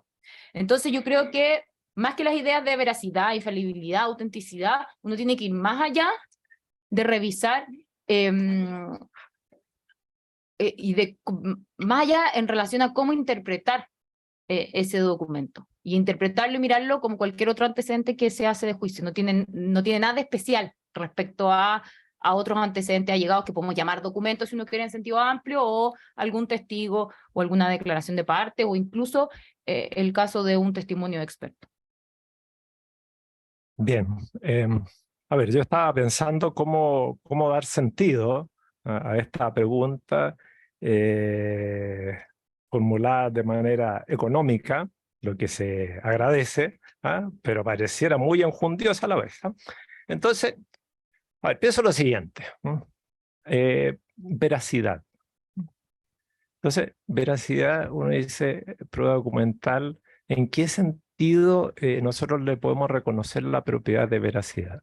Uno diría, bueno, en el sentido de que prima facie es una pieza de información respecto de la cual yo no voy a tener dudas respecto a que efectivamente fue extendida, etcétera, etcétera.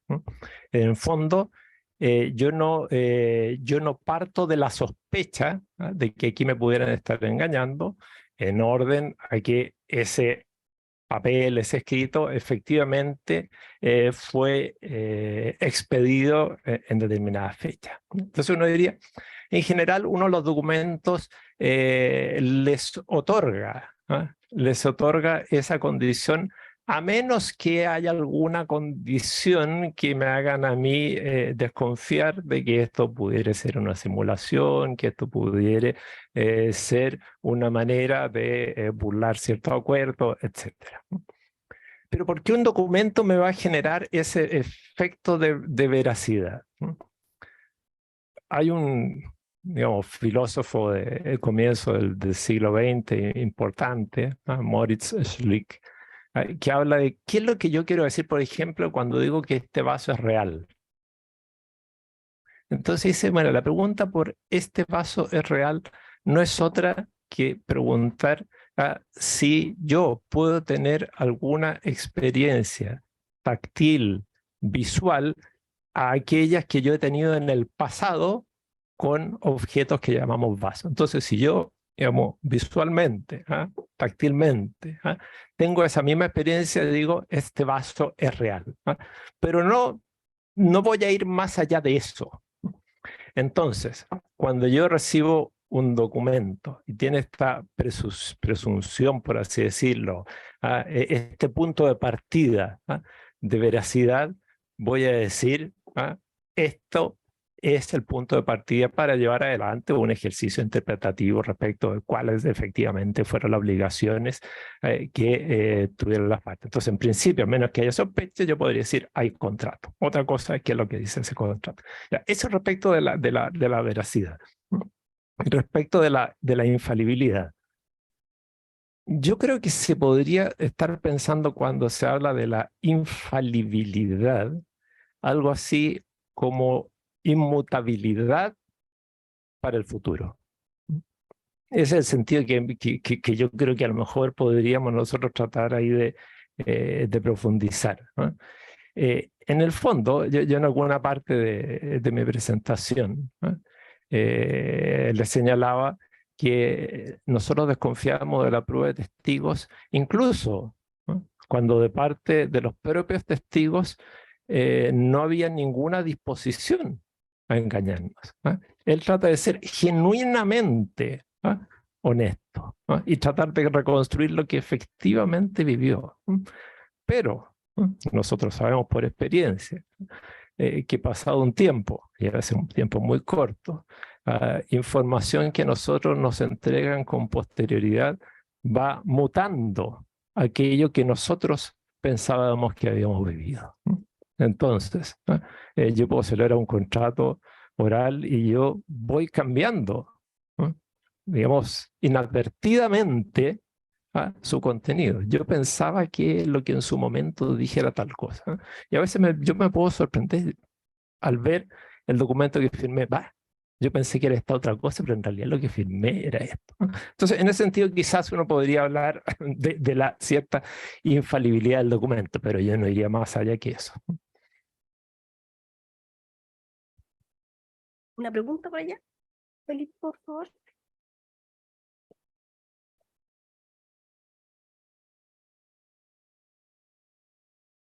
Gracias.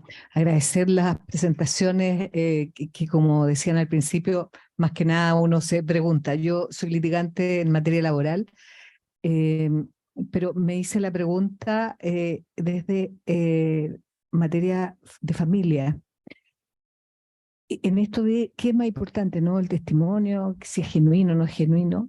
Y recuerdo que en el momento peor de la pandemia se solicitaba que, como teníamos problemas con los testigos, yo no llevo familia, pero algún juicio de divorcio he llevado, y bastaba con una declaración jurada de 2 personas ante notario.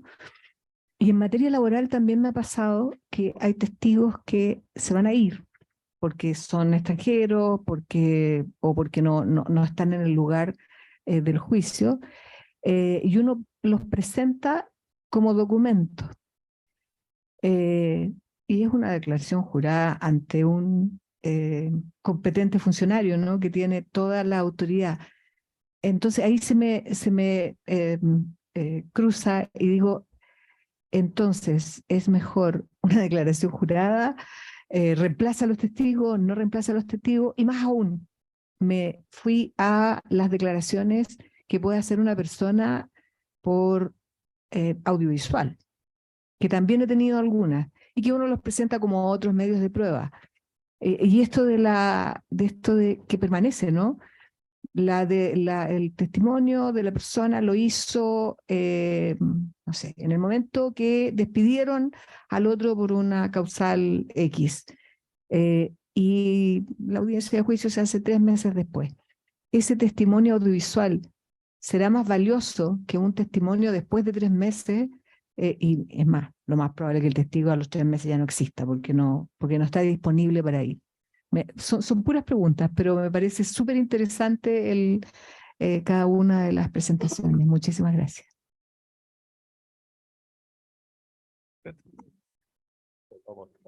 Adelante. A ver, contesto yo ahora, primero. Voy a tratar de ser breve. Uno diría, es absurdo que nosotros otorguemos más fuerza a una declaración jurada que al testimonio prestado bajo el ritual de una audiencia. Pero no siempre somos no absurdos, racionales, no siempre. Entonces, a ver, yo en el fondo un poco, digamos, a modo de provocación, hablaba un poco esta de la magia de los documentos. ¿Qué es lo que pasa con la declaración jurada? La declaración jurada, de alguna manera, yo no la puedo reconstruir, porque tengo el texto, por así decirlo, fuerte aquí. Esto es lo que dijo. En cambio, cuando yo recibo una declaración en el marco de una audiencia, es cierto que yo tengo el registro, pero el registro, digamos, está medio perdido, cuesta encontrar el registro. Entonces, se espera que uno haga una labor reconstructiva. Y pudiera pensarse que al hacerse esa labor reconstructiva, se pueda perder algo de lo que se dijo.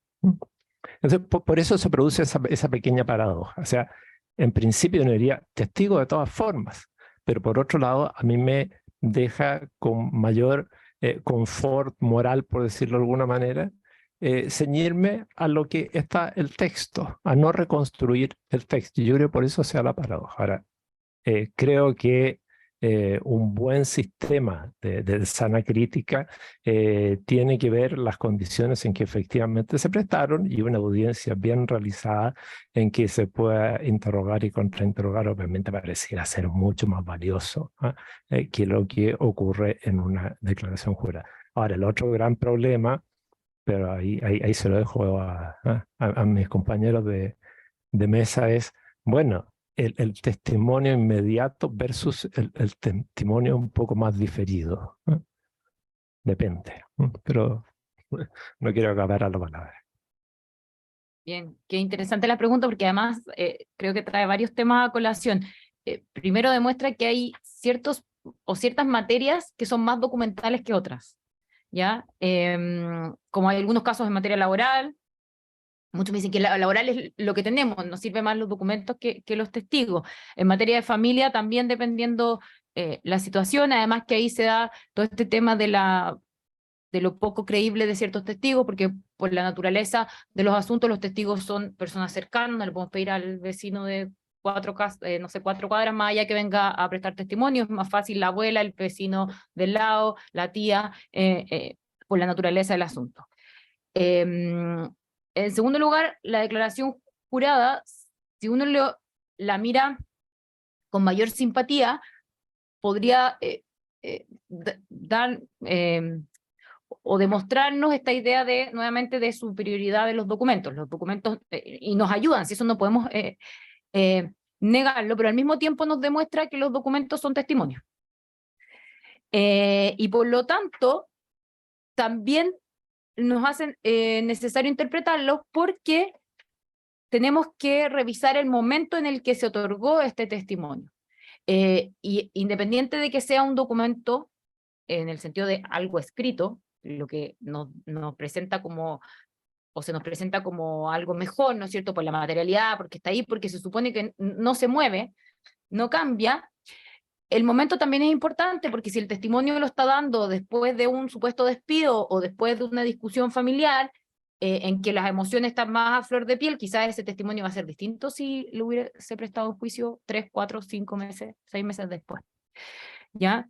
Entonces también eso demuestra las dificultades que tenemos. Y por último, respecto a la discusión, esto se va un poco de documental, pero como Rodrigo ahí nos dijo, este miedo que se tiene todavía a lo audiovisual y a la declaración o a la realización de pruebas personales a través de el Zoom o cualquier otro medio tecnológico, yo creo que se da por la forma en que entendemos la inmediación.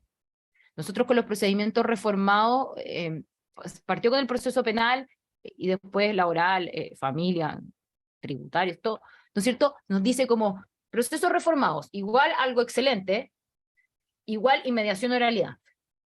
Entonces, la inmediación, tenemos que saber qué significa, que es que el juez tenga un contacto, creo yo, permanente con el medio de prueba. Un contacto físico o audiovisual, no sé si es tan importante.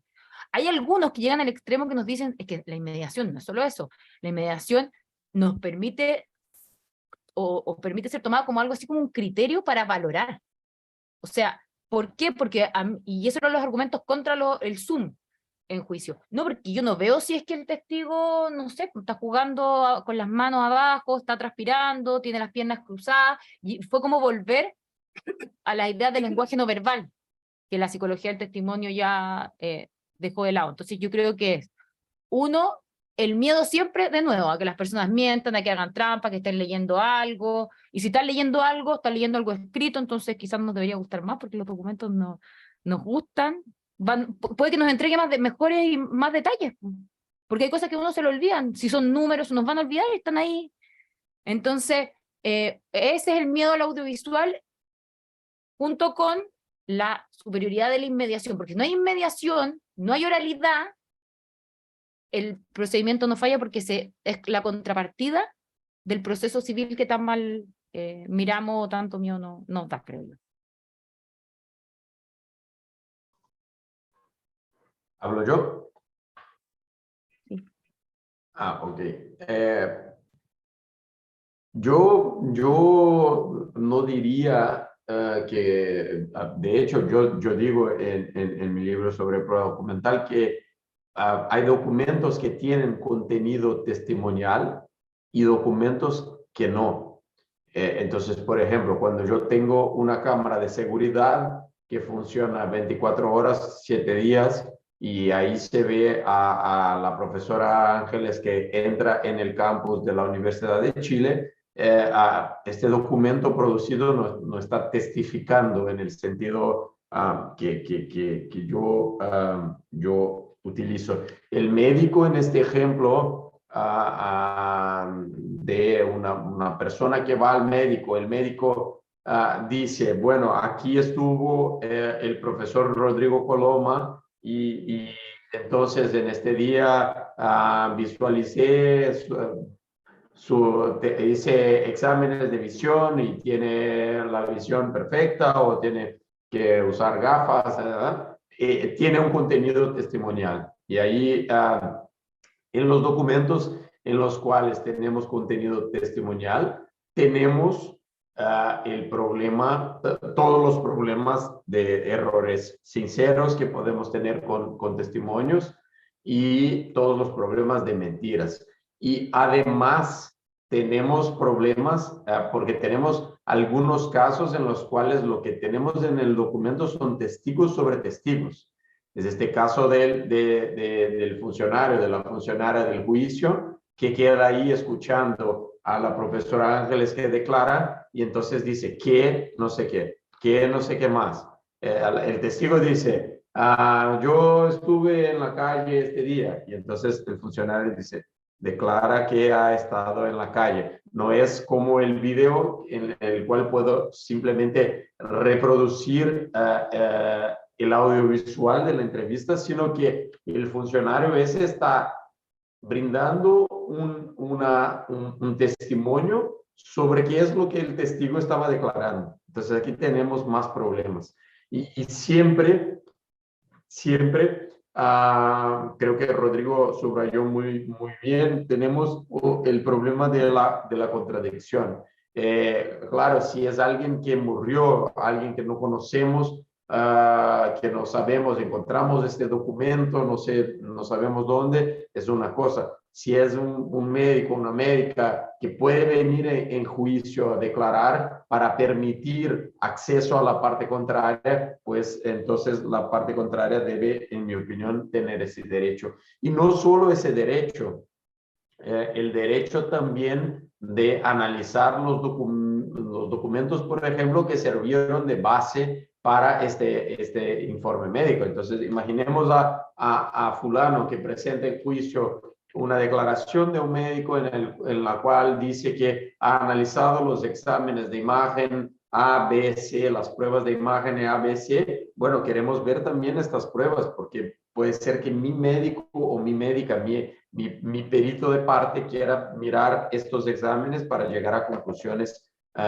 distintas y para que yo pueda ejercer mi contradicción. Entonces, algunos documentos van a presentar, en mi opinión, los mismos problemas de la prueba testimonial, otros problemas distintos. Cuando estamos trabajando con documentos generados por máquinas. Tenemos algunos casos en los cuales la máquina trabaja solo con, sin razonamientos propios. Simplemente tenemos un termómetro que reacciona de acuerdo con el mercurio que sube. Ese es un caso. En otros casos vamos a tener algoritmos que sí interpretan, y en este caso tendremos que saber cuáles son los razonamientos que esta máquina está haciendo. Pero por lo que entiendo hasta el día de hoy, las máquinas no llegan a tener conciencia en el sentido de poder mentir en el mismo sentido que usamos para testimonios. Entonces los problemas son un poco distintos. Tenemos que saber sobre la calibración de las máquinas, si los razonamientos que están siendo hechos son buenos razonamientos, etcétera. Pero ese es todo un tema para discusiones muy largas. Bueno, gracias. Seguimos con las preguntas. Juan Pérez señala, la pregunta es la siguiente. El artículo 428 del Código de Procedimiento Civil abre un mayor espacio a la sana crítica, considerando que esa forma de valoración ya está expresamente autorizada para la valoración de informes periciales e incluso para invalidar una escritura pública conforme al 425 y 429 del mismo código. No sé quién quiere hacer un comentario o responder derechamente. Sí, yo creo que el 428 nos permite decir que el proceso civil tiene un sistema de prueba legal o tasada atenuado. También el 384, las normas en materia de valoración de peritos, pero no soluciona el problema respecto a confesión, creo yo, e instrumento público. O sea, de todas formas, esos dos medios de prueba se presentan en el proceso civil, en el papel por lo menos, como con una cierta superioridad en materia de valoración que no sé si admite, habría que mirar un caso concreto, pero no sé si admite o permite que, ahí está la dificultad, es cómo lograr compatibilizar supuestamente, porque no me atrevo a decirlo tan explícitamente, supuestamente un sistema de sana crítica con uno de prueba legal o tasada. No creo que estén los dos al mismo nivel en el proceso civil, pero incluso si estuviesen, igual es una dificultad. Y ojo, no es una dificultad que se manifiesta en el proceso civil, porque es explícita, porque aparte es un proceso que no se reforma, etcétera, etcétera, pero que en materia laboral también se presenta en algunos casos, porque hay ciertos medios de prueba que, confesional, y en materia de familia, por ejemplo, es peor, porque se habla de que se podrá entender como confesión, no sé cómo está el texto, pero hay una especie de absolución de posiciones, porque hay un pliego de posiciones, pero es una facultad del tribunal ver si es que entonces se aplica el apercibimiento. Entonces uno dice, acá, no lo dice el legislador, pero también hay un problema de mezcla de sistemas. Entonces, si tenemos una especie de confesión, absolución de posiciones, en un proceso reformado, tenemos que darle mayor o no valor a ese medio de prueba si es que se presenta, y es una dificultad que en un proceso civil nuevo, insisto, si es que hay algún día una reforma, también se va a ver, porque si uno mira el anteproyecto, el último, se dice explícitamente que los instrumentos públicos van a tener valor superior, y eso se da porque tenemos un sistema en que tenemos el CPC, pero también tenemos un código civil al lado que nos presenta todas estas ataduras y estos cerrojos que miran feo a las pruebas testimoniales y que miran muy bien a las pruebas instrumentales. Entonces es una dificultad que se da ahí en el día, que se da a usted en el caso. No hay respuestas cerradas, porque hay casos que ni siquiera esto se va a presentar, en algunas solamente va a haber un medio de prueba, en otras va a darse el abanico de todos los antecedentes, y ahí puede que alguno tenga más fuerza que otro, y la pregunta es cómo ustedes van a motivar y justificar su decisión en virtud de un antecedente u otro. Bueno, tengo última pregunta. No, pero es que tenemos una última pregunta y con esto finalizamos. Jorge Araneda dice, respecto a la instrumental en relación con dos instituciones relativamente novedosas, carga dinámica y la disponibilidad de la prueba, respecto del origen del testimonio instrumental y de la actual jurisprudencia al respecto. Como, Sobre no carga sé si dinámica. pueden ser. Bueno, yo escribí sobre carga dinámica, me tengo que confesar, si ahora a veces lo niego porque la gente me mira feo, pero porque ahora a nadie le gusta la carga dinámica, pero yo escribí el 2009 sobre carga dinámica cuando todavía estaba en el proyecto de Código Procesal Civil. Eso fue la primera negociación. Dijeron, si uno saca carga dinámica, se negocia el recurso extraordinario y tenemos reforma procesal civil y no pasó. En los únicos sistemas que uno podría ver carga dinámica, entre comillas, porque yo creo que a media, es en materia de tutela laboral, el 493, si no estoy mal en la norma, y el artículo 50, letra H de la Ley de Protección de Derechos del Consumidor, ¿ya? Que hablan de disponibilidad, de quién está en mejor posición, ¿ya? En el caso de tutela, ¿no es cierto?, es si yo denuncio una vulneración a ciertos derechos, dice, ok, quien supuestamente infringió estos derechos explique la proporcionalidad y la razón de su medida, y en materia de consumidor se habla explícitamente de quién tiene mejor disponibilidad para acceder a ciertos medios de prueba. La carga dinámica lo que hace, y no está circunscrita a un medio de prueba en particular, la carga dinámica lo que hace es tratar de zanjar ciertas desigualdades que se pueden dar en razón de disponibilidad, de acceso y de cantidad de información respecto a una u otra parte. El origen es en materia de responsabilidad extracontractual médica, ya negligencias médicas. Entonces, da lo mismo el tipo de medio de prueba que falte, sino que lo importante en materia de carga dinámica es la advertencia previa de que esto va a pasar. Es decir, hay una asimetría, pero no tiene que existir asimetría entre las partes. Hay asimetría entre las partes, usted está en una posición mejor de tener estos medios de prueba. Por ejemplo, hoy día con la ley de protección a los derechos de los pacientes, etcétera, etcétera, y de protección de datos personales, yo creo que es más difícil argumentar esto. Pero diría, ¿sabe que la clínica está en una mejor posición porque tiene cierta prueba? Por ejemplo, el video de la operación. Hay operaciones que se graban por temas incluso docentes, ¿ya? Entonces, usted, que está en mejor posición, entreguen estos medios de prueba porque sin ese video nosotros no vamos a poder fallar. Y si usted no lo entrega, puede que fallemos en su contra, pero hay que hacerle la advertencia previa.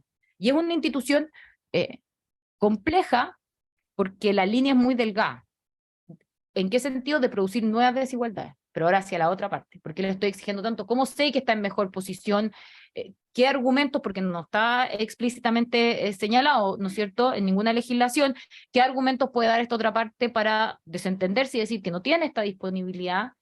¿Y por qué es tan expuesto? Porque el mayor desarrollo de carga dinámica es jurisprudencial y se vincula a buena fe y solidaridad procesal, cooperación, economía procesal. Entonces no tiene que ver con un instrumento, o perdón, con un medio de prueba en concreto, sino que puede ser cualquiera. Podría decirse que usted tiene este medio de prueba al que yo no puedo acceder. Es que eso es el tema. Hoy día en Chile hay formas de pelear estas dificultades, de zanjar estas desigualdades de acceso y disponibilidad. La exhibición y las presunciones incluso. Y el problema es que la exhibición de documentos en el CPC,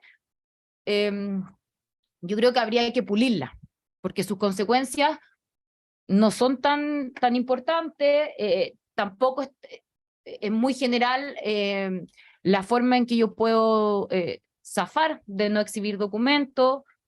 Bueno, usted no los va a poder presentar después, qué bueno, que no los pueda presentar después. Entonces, yo creo que quizás hay un problema de regulación, pero la regla, como bien acá decía, ¿no es cierto?, de exhibición, las presunciones buscan eso. Si las presunciones, aunque nuevamente el 341 nos presenta problema, las presunciones no son medios de prueba, son inferencias probatorias, ¿no? Que el legislador no, en el caso concreto, nos entrega. ¿Ya? Y en algunos casos es más explícito, en tutela y en consumidor, pero que igual es complejo, ojo, no es como aquí zafamos y es súper simple. Bien. Entonces, Vamos entonces, para terminar, vamos a pedirle a los expositores presentes que saquen un número para sortear estos 2 libros de 2 autores que han expuesto acá, María de los Ángeles y Víctor. El de testigo. Primero, David, ¿qué número? Es el número 4. Para la prueba testifical. Bien. Tenemos ganadores. Un documento. Sí, infalible. Permiso. 6. Al agua. Para ponerle emoción. El 1. Oh, bien. Nuevas perspectivas. Bueno, próxima vez prometo que llevaré. Documental, Víctor. Sí, acá salió ayer, justo ayer Salió se ayer. publicó. ¿Tenemos Próxima en vez, noviembre o no? perdón. ¿En noviembre o no? En noviembre tenemos un evento de procesal de probatorio en Porto Alegre, sí, 22 al 24 de noviembre, todos invitados y todas invitadas, en homenaje a Jordi Ferrer. Bueno, muchas gracias por la invitación entonces. Gracias nuevamente a los expositores, que tengan buena tarde y los invitamos a un café. Muchas gracias. Gracias, Víctor. Chao, Víctor. Chao. Víctor.